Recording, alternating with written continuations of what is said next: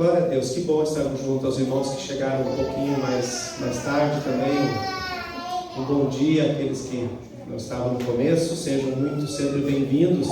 Irmãos, abre comigo em Apocalipse capítulo 1. Apocalipse capítulo 1.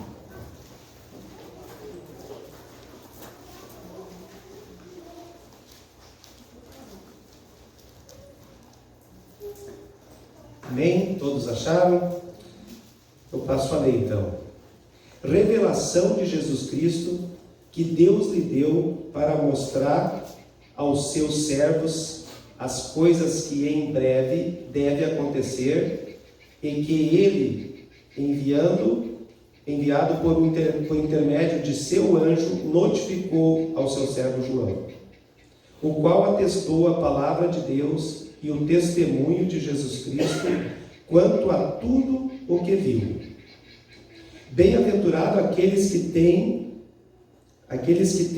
e aqueles que ouvem, aqueles que leem e aqueles que ouvem as palavras da profecia e guardam as coisas nelas escritas, pois o tempo está próximo. João, às 7 igrejas que se encontram na Ásia, graça e paz a vós outros, da parte daquele que é, que era e que há de vir, da parte dos 7 Espíritos que se acham diante do seu trono, e da parte de Jesus Cristo, a fiel testemunha, o primogênito dos mortos, o soberano dos reis da terra, aquele que nos ama e pelo seu sangue nos libertou dos nossos pecados e nos constituiu reino, sacerdotes, para o seu Deus e Pai. A Ele a glória e o domínio pelos séculos dos séculos. Amém. Eis que vem com as nuvens, e todo olho o verá, até quantos o traspassaram, e todas as tribos da terra se lamentarão sobre ele, certamente. Amém.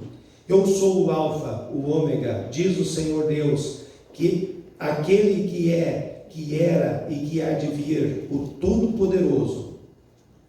Voltei-me para ver quem falava comigo, e voltando vi 7 candeeiros de ouro, e no meio dos 7 candeeiros um semelhante a filho do homem, com vestes talares e cingido à altura do peito com uma cinta de ouro. A sua cabeça e cabelos eram brancos como a alva lã, como a neve, os olhos como chama de fogo, os pés semelhante ao bronze polido, como que refinado numa fornalha, a voz como voz de muitas águas. Tinha na mão direita 7 estrelas, e da boca saía-lhe uma afiada espada de 2 gumes. O seu rosto brilhava como o sol na sua força. Quando o vi, caí a seus pés como morto. Porém, ele pôs sobre mim a mão direita, dizendo: não temas, eu sou o primeiro e o último, e aquele que vive. Estive morto, mas eis que estou vivo pelos séculos dos séculos, e tenho as chaves da morte e do inferno. Escreve, pois, as coisas que vistes, e as que são, e as que hão de acontecer depois destas. Quanto ao mistério das 7 estrelas que vistes da minha mão direita, e os 7 candeeiros de ouro, as 7 estrelas são os 7 anjos das 7 igrejas, e os 7 candeeiros são as 7 igrejas. Até aqui, irmãos.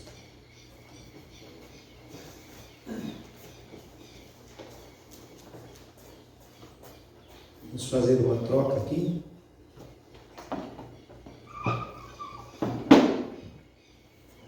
Eu creio, irmãos, que estamos vivendo, parece que quanto mais o tempo passa, mais os dias passam, mais os anos passam, parece que as preocupações aumentam, as angústias aumentam, os temores aumentam. Eu coloquei um título nessa palavra aqui que diz assim: olhe para Jesus, não se preocupe, olhe para Jesus. Quando se olha notícias, ou se ouve notícias, seja no rádio, na televisão, ou se lê na internet, não são boas. Eu não saberia o percentual de notícias, mas a maioria são ruins. É guerras, agora lá nos talibãs, e sempre tem guerras, sempre tem notícia de guerra, sempre tem notícia de violência, sempre tem notícia de maldades, de mentiras. As heresias cada vez crescem mais, as filosofias ateístas. Se nós vemos os regimes totalitários da época de Roma, continuam crescendo nos dias de hoje. Mundo afora, eles existem. E a maldade no coração do homem parece que cresce cada dia. Se olharmos, às vezes se matam por um celular, né? Fazem atrocidades por tão pouca coisa. Então a maldade tem crescido no coração do homem. Tudo isso vai contra a verdade, vai contra a justiça e vai contra a santidade de Deus. Mas o bom disso tudo, irmãos, é que a verdade ela nunca vai ser vencida pela mentira. Nunca vai ser vencida pela mentira. A injustiça, ela nunca vai prevalecer contra a justiça. E o mal, ele não vai prevalecer contra o bem. Essa é a boa nova. Irmãos, a gente pode assim achar que o diabo está ganhando, né? Que o mal está vencendo. Mas não é isso não. Jesus Cristo e a igreja dele, eles reinam absoluto. Nenhum demônio ficou de pé na frente de Jesus. Nenhum demônio fica hoje de pé na frente do nome de Jesus, da sua igreja. Então, às vezes dá um parecer assim, e se fala muito até, de repente, nós até já dissemos, não tem jeito, esse mundo aí não tem jeito. Jesus Cristo reina soberano. Ele tem poder. Ele é todo poderoso. A palavra diz ali, ele é o supremo dos reis da terra. Amém? E mesmo num tempo de crise, Jesus sempre traz planos gloriosos para a igreja, para nós. Mesmo no meio das tribulações, ele traz planos assim, que anima a igreja, que dá confiança para a igreja, que aponta para o que espera a igreja, aquilo que ele está preparando.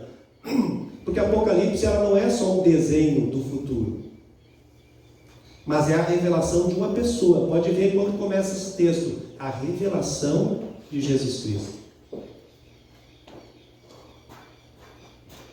Para falar do futuro, precisa falar de Jesus Cristo, a pessoa de Jesus. A história não pode ser lida e contada sem falar de Jesus. O futuro está ligado a Jesus. Ele é quem venceu, que vai vencer, ele que vai estar com o livro na mão, e ele é que tem o poder para abrir os 7 selos, para contar o final. Amém? Tudo passa por ele.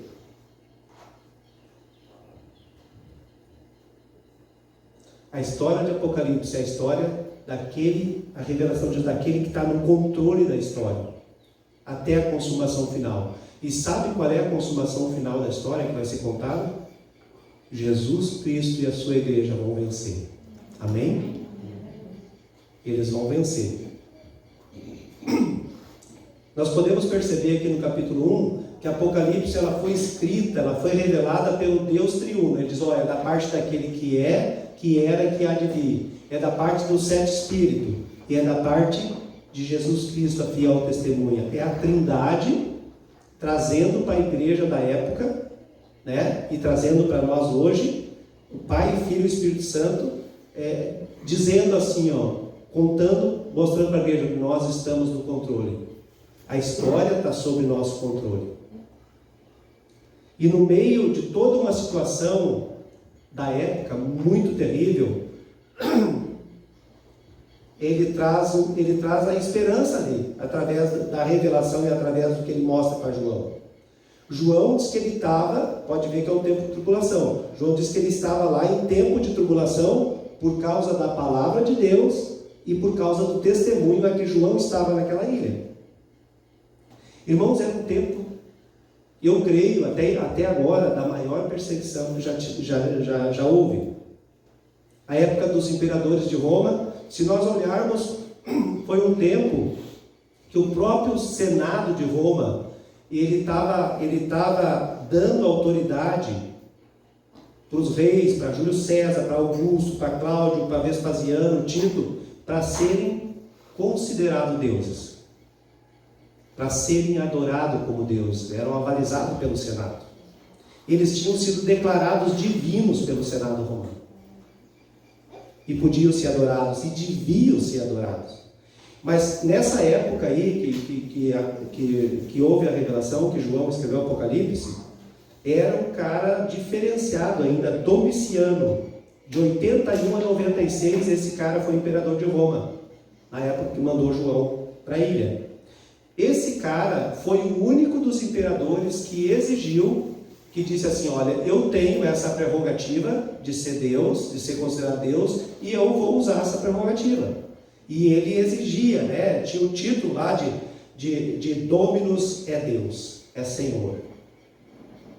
E foi esse imperador que perseguia a igreja na época, que mandou João para a ilha de Patmos. E nós podemos ver, irmãos, assim, a perseguição que vinha de anos, a perseguição, no caso de Nero, botando fogo em Roma, queimando cristãos. Esse filme de Apóstolo Paulo, que está sendo no grupo ali até da escola, bem comentado, é uma bênção mesmo para ver, retrata um pouquinho de como os cristãos eram tratados na época, sendo queimados vivos, iluminando a cidade de Roma. Tito destruiu Jerusalém. Agora vem um cara, esse rei aí, o Domiciano, que ele não persegue apenas em Roma, apenas em Jerusalém, mas ele pega em todo o reino, em toda a Ásia Menor, aonde se encontram essas igrejas. Ele persegue, ele amplia a perseguição aos cristãos. E daí ele coloca João lá nessa ilha. Para quê, nós poderíamos dizer? Talvez para morrer sozinho lá, nos planos do imperador, né? Talvez para tirar um líder que, pelas histórias paralelas, João pode ter sido o último apóstolo vivo, né? O último que estava vivo ainda nessa época, e era um líder, sem dúvida, da igreja, para tirar do meio da igreja a liderança da igreja, para mostrar para a igreja que quem mandava era o Império Romano. Só que não, essa era a ideia dele, mas não eram os planos de Deus. E daí o João diz assim: olha, eu estava lá na ilha de Patmos, no dia do Senhor, eu estava lá, mas em espírito eu estava com o Senhor. Então, irmãos, também uma prova que não há crise, não há cadeia, não há nada que possa nos afastar de Deus, se nós queremos nos achegar a Deus. Não há nada que faça impedimento. Paulo era uma prova disso, ele dizia: eu estou preso, mas a palavra não está presa. Então, para nós também, não há pandemia que possa, se a igreja quiser, desejar ter com Deus, não há nada que possa separar o corpo, a igreja do Senhor. Amém, irmãos? E isso estava acontecendo com João. Ele estava lá, mas em espírito ele recebeu toda essa revelação. Mas é importante, irmãos, que não era na época só uma perseguição na carne, que torturava, que matava, que botava fogo. Tinha outros problemas. Tinha uma perseguição satânica querendo entrar na igreja com as falsas doutrinas, queriam corromper a doutrina de Cristo. Se nós vemos o exemplo da igreja de Éfeso, ela era atacada por falsos apóstolos, os nicolaítas. A igreja de Pérgamo sendo atacada pela doutrina de Balaão. A igreja de Tiatira sendo atacada pelas heresias da profetisa Jezabel. Todos eles iam na direção na qual, sempre quase a mesma coisa, tentando colocar na igreja idolatria e imoralidades.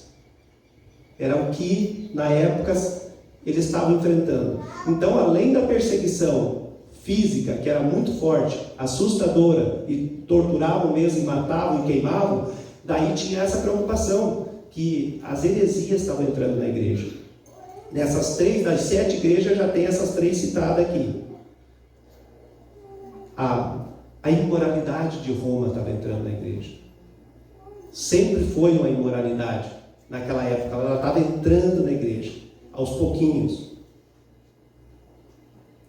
E eles, se nós fôssemos resumir, 3 elementos básicos estavam enfrentando: perseguição, heresias e imoralidades, que a igreja enfrentava. Irmãos, o que a igreja hoje enfrenta, se nós olharmos? A igreja atual hoje no mundo, a igreja cristã. Irmãos, tem esses 3 elementos: perseguição, heresias e imoralidade. São muito fortes. Talvez você diga, mas perseguição? Irmãos, há muitos irmãos que estão hoje ainda morrendo, sendo torturados pela palavra de Deus. Eu me detive um pouquinho, olhar assim algumas coisas. Quem aqui ouviu falar ou tem acompanhado alguma coisa da Janela 1040? Levanta a mão. Quem sabe o que é? Já são poucos. Que no passado era comum isso para nós todos. Que é uma parte que eles marcaram olhando para o globo mundial, aonde pegava a maior parte, aonde o evangelho não estava ainda não tinha atingido. Irmãos, eu vi atual, fui buscar as informações. Tem 50 e poucos países nessa janela 1040, a menos evangelizada no mundo, que são 3 bilhões e poucos de pessoas. Ainda hoje se considera que 1 bilhão e 800 milhões de pessoas nunca ouviram do evangelho. 1 bilhão e 800 milhões. Por quê? Porque não tem evangelho para muitos lugares traduzido na sua língua, porque nunca chegou um missionário, porque o regime é muito forte, ditatorial, e não aceita, porque a maioria são muçulmanos e não aceitam. Então nós podíamos listar um monte de coisa, mas o evangelho não tem chegado. E muitos que estão lá, ou que foram lá, estão sendo mortos, estão sendo torturados, estão sendo perseguidos. Então talvez a gente tenha esquecido um pouco, e eu me coloco uma culpa também nisso, nós como igreja, o quanto nós temos orado para que o evangelho, 1 bilhão, irmãos. A nossa Amazonas está ali. Só na Amazonas, eu falei com um irmão que morou lá e trabalhou lá, deve ter em torno perto de 2.000 tribos que não foram alcançadas, que nunca foi ninguém lá. Nós achamos que o nosso estado às vezes é grande, para ir de Torres até o Chuí para lá. A Amazonas é muito grande, irmãos. Tem muito índio lá, tem muita gente lá que não foi alcançada. Alcançado no sentido que nunca ouviu da palavra. Então existe perseguição, sim. Existe. Muitos irmãos nossos no mundo todo estão pagando com a própria vida, está sendo muito difícil para levar o evangelho. Heresias, talvez nunca teve um tempo assim de tantos falsos profetas, tantas igrejas falsas.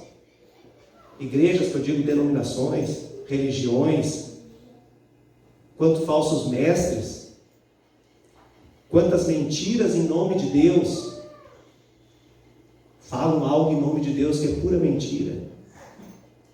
Agora o importante não é o que pessoas até importantes falam, irmão. O importante é o quê? O que a palavra diz. Amém? É o que a palavra diz. A palavra de Deus jamais vai transformar mentira em verdade. Jamais, nunca vai ocorrer isso. Mas é mais ou menos assim. Não vai ocorrer isso. A palavra de Deus nunca vai concordar com isso, nunca vai transformar.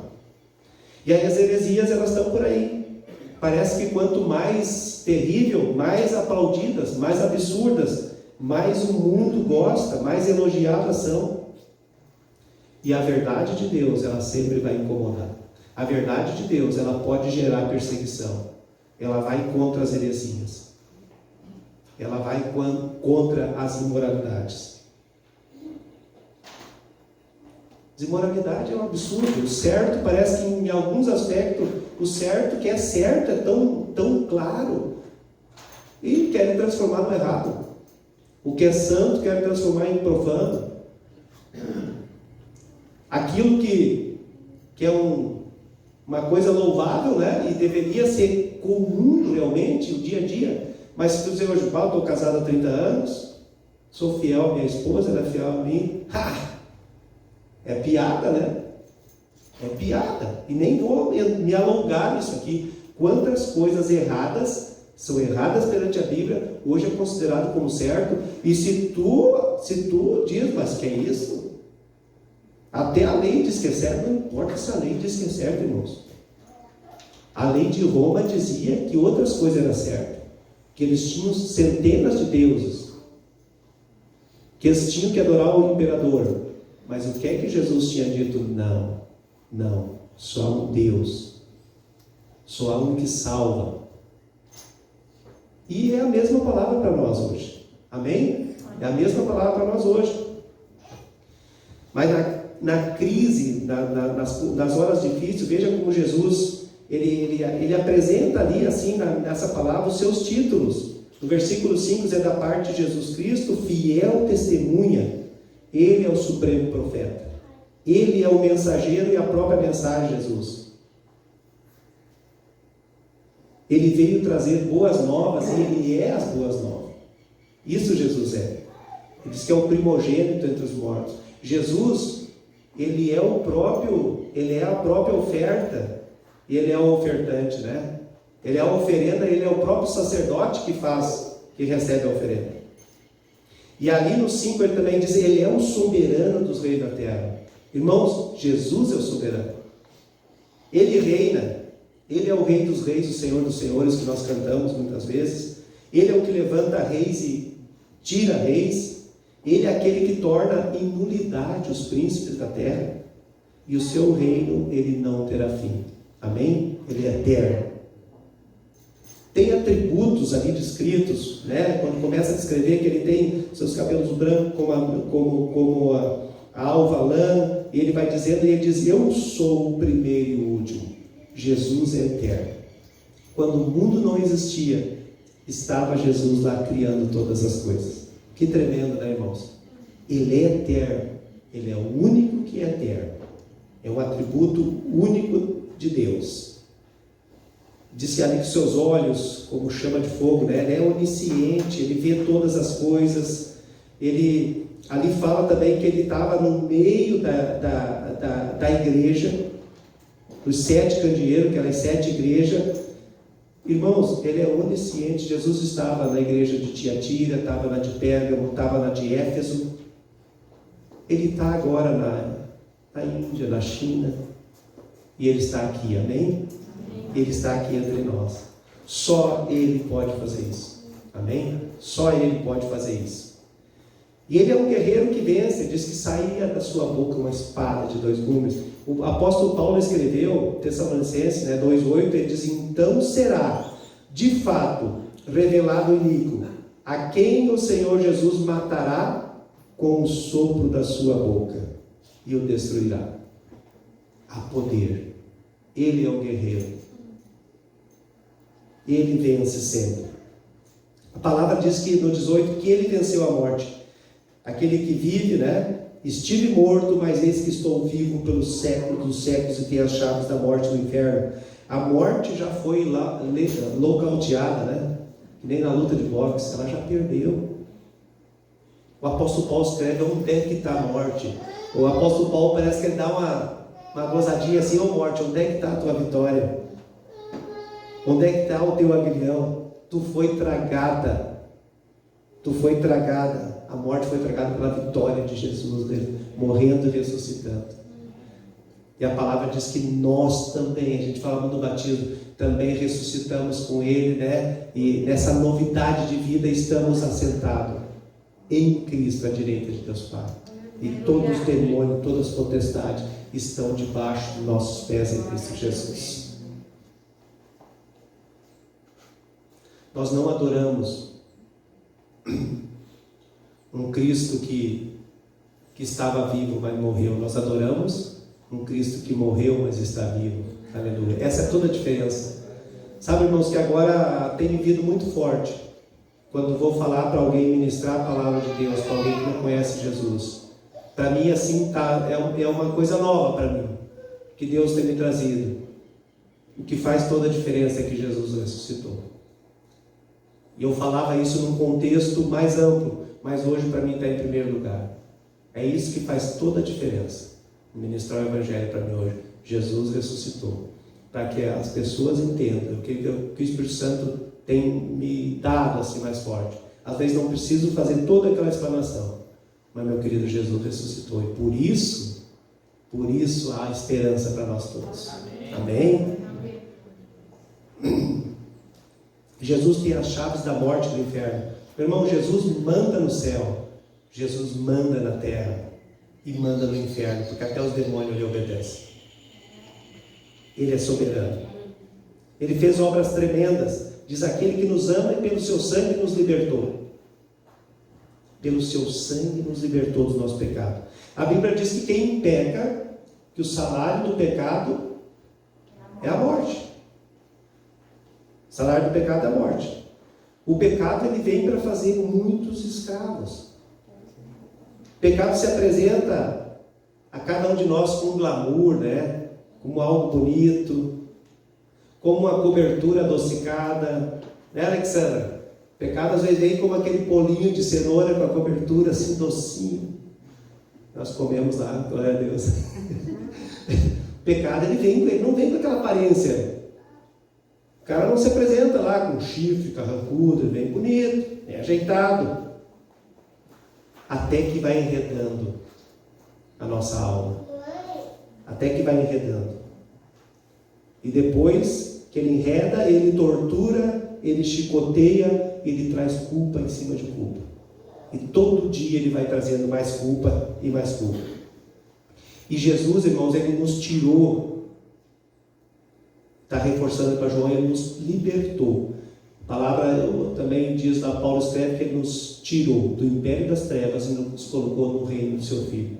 Então ele nos tirou, ele nos libertou. Nós éramos prisioneiros, algemados, e por nós mesmos jamais nós sairíamos dessas algemas. Mas Jesus quebrou isso. Amém? Jesus quebrou isso. A palavra diz que se o Filho, que é Cristo, nos libertar, verdadeiramente nós seremos livres. Amém? Eu te pergunto, meu amado, você está vivendo como livre?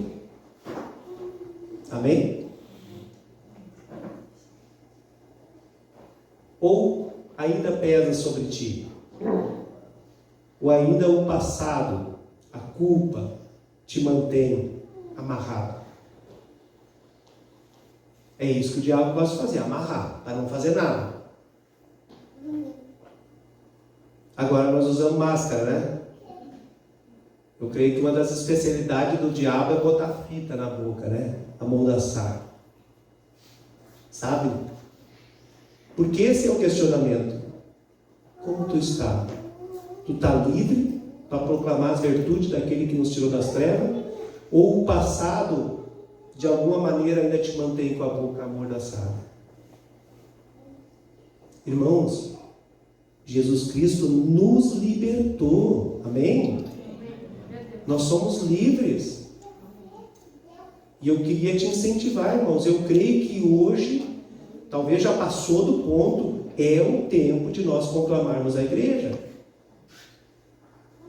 É o tempo, se o Espírito Santo assim te tocar, de tu pegar o teu telefone e ligar para 2, 3 irmãos na semana que vem. De repente vai dizer, bom, mas se preocupar com aqueles que já são salvos? Sim, irmãos. Nós precisamos ombrear junto. O que é que nos mantém de pé? É a unidade do corpo. A palavra diz assim. Claro que devemos falar para os não crentes, sem dúvida. Mas eu queria deixar esse desafio aqui. Queria declarar que em nome de Jesus, a tua boca está livre, meu irmão. A tua língua está livre para proclamar o Evangelho. Com carinho, com a graça que Deus tem. Liga para alguém, convida. Irmãos, se aqui ficar pequeno, eu creio em nome de Jesus, só nós vamos abrir as paredes. Deus não vai ser problema. Não é problema. Então, eu queria dizer, você está livre. E uma das principais coisas que nós temos, que vem nessa liberdade, é para nós proclamarmos as virtudes de Cristo. Então, eu queria deixar, lembre disso. Pense, ore e ligue para alguém, fale com alguém, convide os irmãos. É um tempo de voltar. É tempo de voltar. Acho que já até é tardio. Ele diz que nos constituiu reis sacerdotes para o seu Deus e Pai. No versículo 6. Aquilo que no passado era só para alguns, que o Espírito Santo tocava só daqueles que Deus escolhia, os profetas. O véu foi rasgado com a morte de Cristo. Todos nós temos acesso. Por isso que Pedro também escreveu com sabedoria: vós sois raça eleita, sacerdócio real, nação santa, povo de propriedade exclusiva de Deus. Para quê? A fim de proclamar as virtudes daquele que nos tirou das trevas para a sua maravilhosa luz. Irmãos, nós somos chamados, eu quero te convidar a proclamarmos essa semana. Proclamarmos. Ligue para alguém. Fale com alguém, convide alguém, conte como é que está. Eu creio que é tempo da igreja retornar. E eu falo de uma igreja no geral, não estou falando só do nosso pedaço de corpo aqui. É tempo de voltar, irmãos. É tempo de congregar. É tempo de traçar planos segundo o coração de Deus. Para avançarmos. Sabe, 2 cultos, quem sabe culto à noite, não sei. Mas Deus sabe, está no coração dele. Mas eu creio que o primeiro passo é o Espírito Santo tocar para as pessoas retornarem. Amém? Você e eu somos chamados. Ele nos constituiu reinos sacerdotes. É o que está escrito no versículo 6. Para nós proclamarmos as virtudes dele.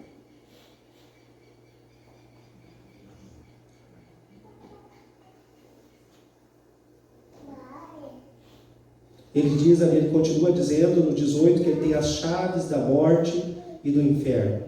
Ainda que a morte, irmão, nos atinja, a sepultura não vai nos segurar. Amém? Ele vai vir buscar-nos. É promessa. Já existe uma eternidade. Às vezes a gente pensa, eternidade, eu pensava assim no começo, muito é depois. Bom, depois quando eu morrer. Não, a eternidade a partir de que Jesus veio morar na nossa vida. Já há uma eternidade em nós. Amém? Já há uma eternidade em nós. Nós apenas quando Jesus vier, se você não vier buscar a igreja antes, se nós nos chamar, nós morrermos, nós só vamos mudar de andar. Amém? Só vamos mudar de andar. Vamos subir. E ele fala no versículo 5, veja bem, da parte daquele que nos ama. Aquele que nos ama. Eu creio que é uma das coisas mais gostosas que tem de ouvir alguém dizer eu te amo, né? A esposa dizer, o filho dizer, o irmão dizer eu te amo. E quando Deus diz isso, irmãos, eu creio que isso cura os dramas da alma, os complexos do coração. Não tem baixa estima que aguente. Espírito de inferioridade, seja lá qualquer coisa. Quando entendermos e quando olharmos na palavra e crermos que Deus está dizendo, eu te amo. Eu te amo. Aquele que te ama.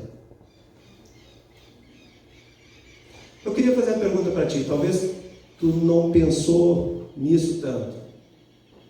Eu digo assim, você acha pouco, irmão, o fato de ser amado por Deus?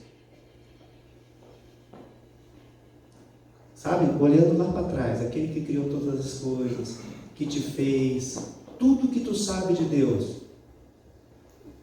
Tu acha pouco o fato de ser amado por Deus?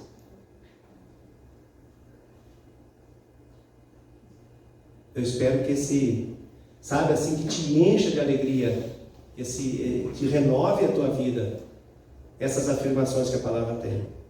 Sabe, tu pode sentar, pode chorar, pode gritar. Irmãos, se nós começarmos a pensar e entender, nós somos amados de Deus. Deus não só nos criou, Ele nos amou tanto que deu o próprio Filho para morrer por nós. E eu te pergunto de novo, tu acha pouco O fato de ser amado por Deus é pouco isso.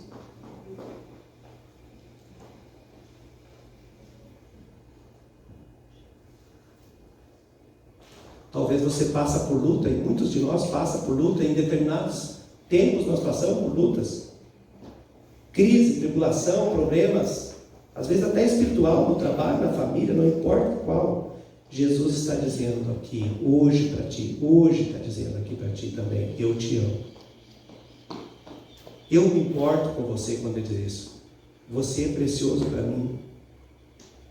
Você, como diz a palavra lá, é menina dos meus olhos. Você é a minha herança, Jesus diz.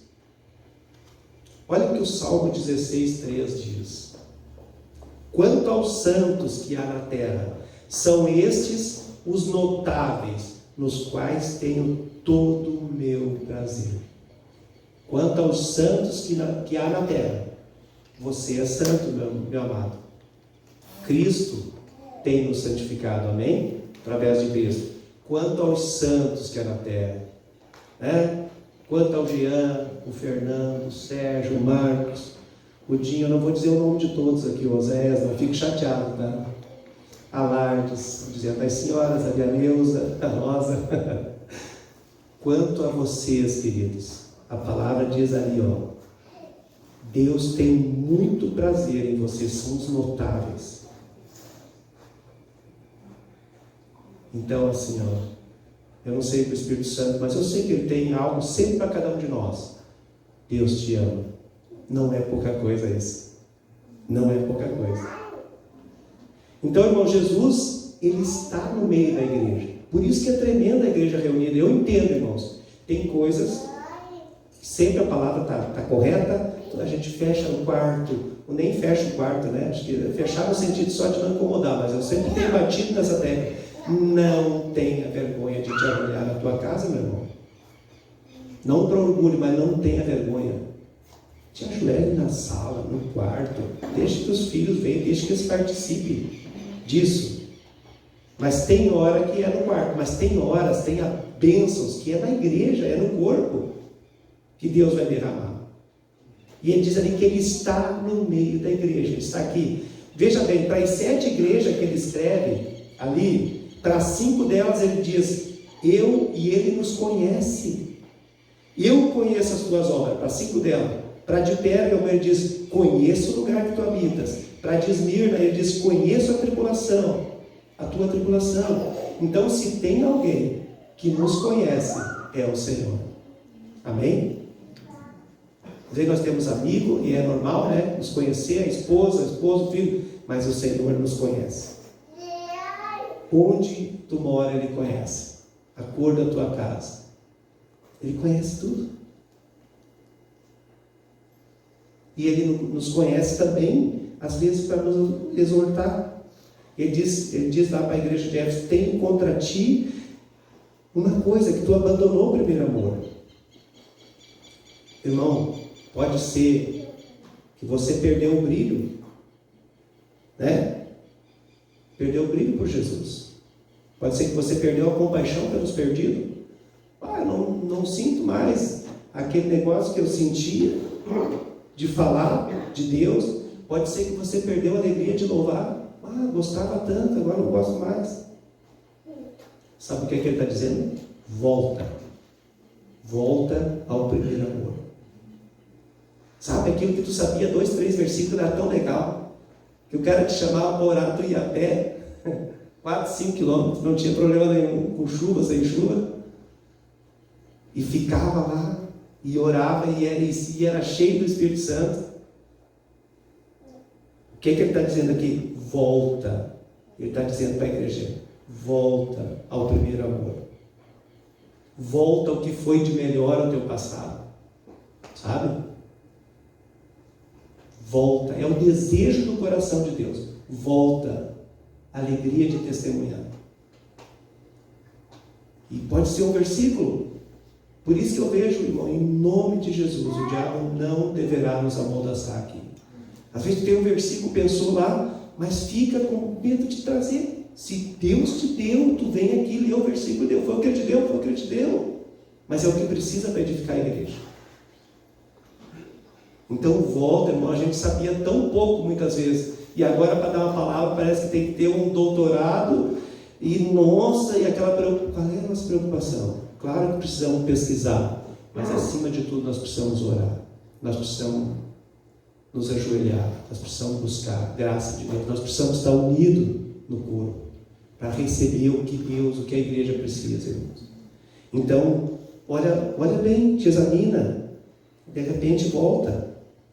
Está passando o tempo, mas vou apressar aqui. Mas Jesus está aqui hoje também para consolar. Ele diz para a igreja de Esmirna: não tema as coisas que te hão de acontecer. Às vezes vem um tempo difícil, irmãos. Não é para temer. Às vezes a gente olha para o futuro e está meio sombrio. Mas ele diz: não tema, eu estou ali. Jesus está dizendo: não temas, eu estou com você, eu te seguro. Como nós lemos ali, eu sou tua rocha, no início do Salmo. Eu sou o teu consolador, eu sou o teu refúgio, eu sou o teu amparo. Ele diz: não temas, as coisas vão te acontecer. Ele está aqui fazendo promessas também. Se a gente olhar para a igreja, ele diz: ó, eu dar-te-ei que se alimente da árvore da vida, o vencedor não sofrerá a segunda morte. Dar-lhe-ei estrela da manhã, dar-lhe-ei vestiduras brancas, farei assentar comigo no meu trono. As promessas de Deus não são apenas para esta vida, mas são promessas eternas, principalmente eternas. E nós olhamos para Cristo, o que Ele fez, Ele morreu para nós, o que Ele faz, Ele nos ama, olhando ali para o texto, e o que Ele vai fazer? Ele diz: eis que venho com as nuvens, e todo olho o verá, até quantos transpassaram, e todas as tribos da terra se lamentarão sobre Ele. Eu creio que todas as tribos se lamentarão, porque todas poderiam ter ido junto, e provavelmente vai só alguns de cada. Essa é a minha interpretação. Irmão, Jesus vai voltar, buscar a sua igreja, buscar você, amém? Buscar a nós. Então, se há crise, se há tribulações, olhe para Jesus, espere nele. Eu creio que por mais forte que sejam as tribulações, não é mais forte que a igreja estava passando na época da revelação. Queimados vivos, crucificados, jogados para os leões, com famílias inteiras, torturados. Então, se você está passando isso, irmão, Deus vai trazer vitória. Olha o que o apóstolo Paulo diz, em 2 Coríntios 4,17. Veja bem: pois os nossos sofrimentos leves e momentâneos estão produzindo para nós uma glória eterna que pesa mais do que todos eles. Amém, irmãos? Pesa mais que todos eles. Aquilo que estamos passando, aquilo que estamos sofrendo, está produzindo uma glória eterna. Mais do que isso tudo pesa. Irmãos, eu estou terminando aqui para dizer para vocês: há um Deus maravilhoso, incomparável, que mesmo nas crises, Ele jamais vai deixar a igreja dele na mão. Amém? Um Jesus amado, querido, que vai vir, Jesus vai vir pessoalmente buscar a sua igreja. Pensou? Ele vai vir visivelmente. A gente tem aprendido desde muitos anos que a visão mais próxima que nós temos é que Isaías escreveu sobre Jesus, né? Isaías 53. Ele vai vir visivelmente. Irmãos, ele vai vir inesperadamente. É a palavra que diz, então precisamos ter cuidado, mas ele vai voltar. Amém? Ele vai voltar. A nossa esperança não está aqui, irmãos. A nossa esperança não está na política. Não está na política. Por mais que se fale, nossa esperança não está na política, nem na direita, nem na do centro, nem da esquerda. A nossa esperança está em Cristo. Está em Jesus. A casa que moramos não é permanente. É legal pintar a casa. É legal ter um pátio arrumado. Mas ela não é permanente, irmãos. Nós sabemos disso. O nosso tesouro não está aqui, né? Nós estamos aqui de passagem. Estamos a caminho da glória. Estamos indo para o céu. Cada dia que passa está mais perto. Esse dia se aproxima, como já dizia, se aproxima. Irmãos, e a única coisa que nós podemos levar de tudo isso aqui é os irmãos. Amém? A única coisa que nós podemos levar são aqueles que nós cooperarmos, porque Jesus conta conosco para evangelizar essa terra. Amém? Ele conta conosco para evangelizar Três Coroas. Ele conta conosco para evangelizar nosso bairro ou aonde nós estivermos. Olha a atitude do João. João teve uma atitude assim, diz, olha, quando eu vi isso tudo, eu caí no chão. E o que é que Jesus disse para ele? João, não temas. Ele passou a mão, diz ali, a mão sobre a cabeça dele. Eu creio, irmão, que quando nós nos prostramos diante de Deus, Ele mesmo passando a mão na nossa cabeça. Quando nós nos curvamos, nos ajoelhamos, mas eu falo também muito de curvar o íntimo, de curvar todo a nossa vontade, todo o nosso ser, colocar debaixo dos pés, na cruz. Jesus, Ele passa a mão sobre a nossa cabeça, como Ele fez para João. Ele está dizendo assim, não tema. Você que está precisando de algo hoje, irmão, está dizendo, não temas. Ele está dizendo para você hoje, não temas. E está passando a mão sobre a nossa cabeça. Então, irmão, receba essa palavra. Mesmo na crise, mesmo nos problemas, não te angustie, não te preocupe, apenas olhe para Jesus. Ele está ali para te segurar na mão. Ele é o lugar de socorro, é a torre mais alta. Ele te ama. Vai lembrar disso? Amém? Se muitas coisas tu não lembrar, mas se tiver bem firmado no teu coração que Jesus te ama, olha, tu vai cantar bastante hoje. Amém? Aleluia. Vamos ficar de pé, irmãos?